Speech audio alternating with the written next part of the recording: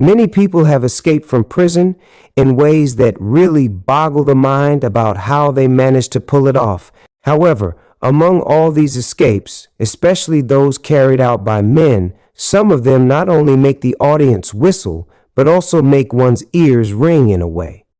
So, let's take a look and listen. First, let's examine a classic major escape that even has a Hollywood film about it, The Great Escape, starring Steve McQueen.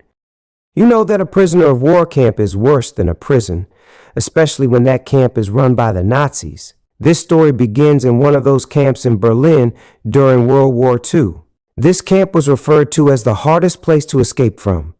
All safety measures were in place at this detention center, even the fences around it, which, despite having all kinds of barbed wire, were buried 3 meters deep in the ground to prevent anyone from escaping under the fences. Surrounding this German detention center, microphones were installed in the ground so that if anyone struck the ground and made a noise with a shovel or pickaxe, they would be heard and captured. To prevent anyone from tunneling out from under the building, the prisoners were 1 floor above, with a large hall underneath where guards were stationed all around. So if anyone made a hole in the ground, they would fall down right in front of the guards. You should know that this story took place in 1940, and such security in a detention center at that time was unbelievable. It is almost normal now, but it was very significant 80 years ago. However, 3 pilots, American, English, and Australian, colluded and designed their escape plan. They started working patiently and diligently. The columns under the prison building were concrete and quite thick. They began to undermine the floor right next to the columns, making holes to reach the lower level. The columns prevented the guards from seeing them. They would exit through the hole they dug and dig again to go down patiently. Their tools were actually spoons and forks. When they weren't working, they would place a heater over the hole, and the guards coming by wouldn't notice anything.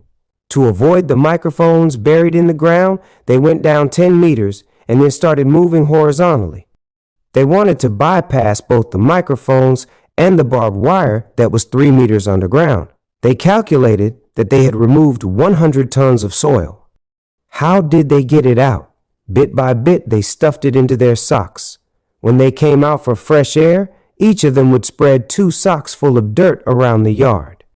These 3, being educated engineers, had even wired the place and pulled a light down into the tunnel. March 24th, 1944 was the last day they had to dig because they needed to escape. However, they didn't go alone. They announced to the other prisoners that anyone who wanted to follow them could come along. 12 people set off, and all managed to escape. The next day, they realized that many prisoners had escaped. But don't think it was just those 12 with the 3. Many other prisoners decided to leave after they did, and it is said that a total of 76 people escaped that day. However, the German patrols were on high alert to capture them, and they managed to catch them. Only 3 people succeeded in escaping, but don't think those 3 were the pilots. They captured the 3 others. 2 of them were Norwegians who secretly boarded a ship and went to Sweden, and 1 was a Dutchman who hid under a train and escaped from there, making his way on foot to Gibraltar. The 3 who successfully escaped lived to tell the tale because the 3 pilots and the other 70 were all executed, and it was said to serve as a lesson for other prisoners. Now let's jump forward 50 or 60 years to Texas, USA, in the year 2000s.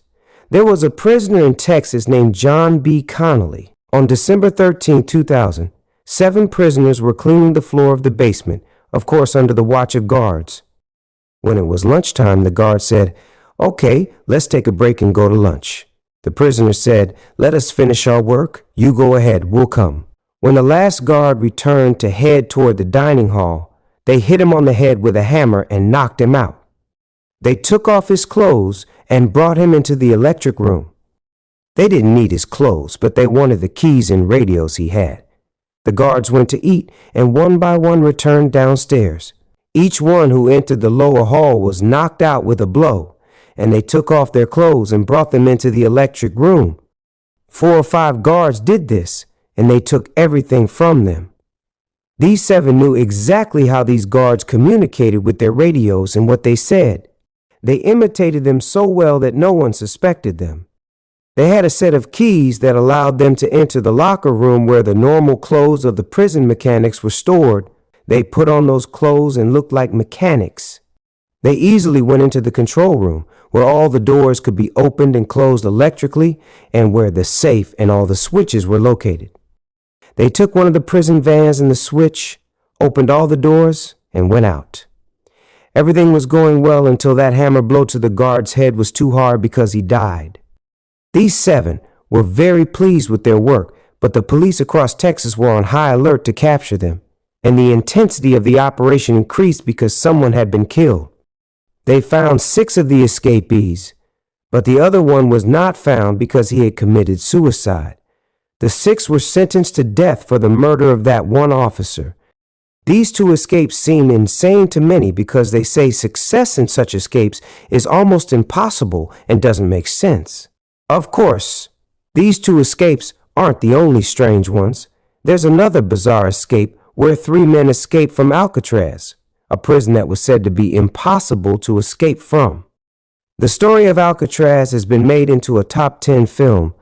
Thanks for watching the video. Goodbye.